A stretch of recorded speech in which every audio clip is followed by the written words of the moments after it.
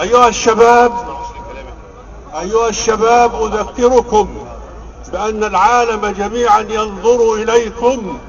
لقد حركتم الشعوب والأنظمة، فهذا هناك في سوريا وهناك في الأردن وهناك في اليمن يعلن أنه لن يعيد ترشيحه ولا ابنه.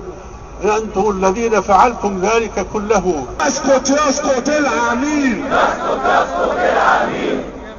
قاتلوا شباب التحرير، قاتلوا شباب التحرير. مش هنمشي مش هنمشي